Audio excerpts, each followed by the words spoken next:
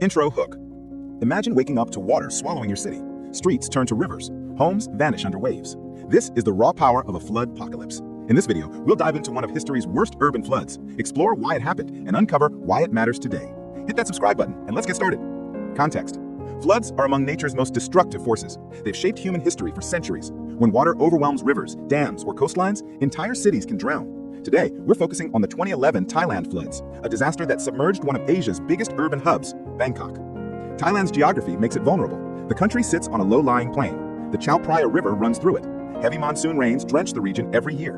In 2011, those rains were relentless. The monsoon season started early. It didn't stop. By July, northern Thailand was already underwater. Reservoirs overflowed. Dams couldn't hold back the deluge. Bangkok, a city of over 8 million, lies downstream. It's built on a delta, barely above sea level.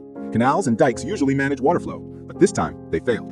The government warned residents to prepare. Sandbags piled up, pumps worked overtime, yet the water kept coming. By October, it reached the capital.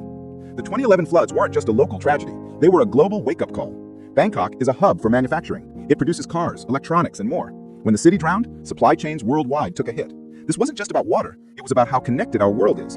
What happened? Let's break down what happened. By October 2011, floodwaters from the north surged toward Bangkok.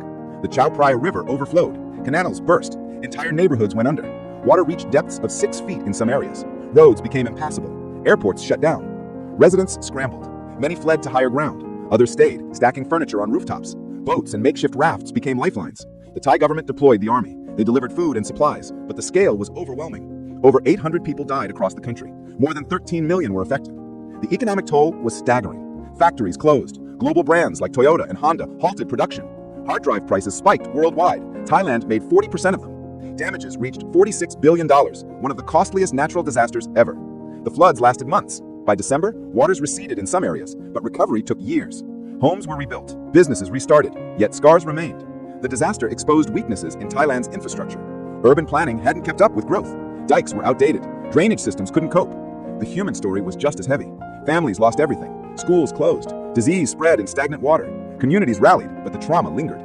This wasn't just a flood, it was a test of resilience. Why does this matter today? Floods like Thailand's are becoming more common. Climate change is intensifying rainfall. Sea levels are rising. Cities worldwide face growing risks. The United Nations Environment Program warns that urban flooding could triple by 2050. Bangkok's flood showed what's at stake. Cities aren't just homes, they're economic engines. When they drown, the ripple effects hit globally. Supply chains break, prices soar, jobs vanish. Urban planning must evolve. Stronger dikes, better drainage, and smarter city designs are critical. Thailand invested billions in flood defenses after 2011. Other cities are following, but it's not enough. Governments, scientists, and communities need to act faster. Individuals can help too. Support disaster preparedness, learn your area's flood risks, push for sustainable policies. Every step counts. The 2011 Thailand floods taught us resilience. They showed how nature can overwhelm even modern cities, but they also showed humanity's strength. People rebuilt, adapted, and moved forward. Conclusion. The 2011 Thailand floods were a wake-up call. They showed nature's power and our vulnerability. Cities can drown, but they can also rise again. Today, Bangkok thrives, but the threat remains. Climate change makes floods a global challenge. We need better planning, stronger defenses, and collective action.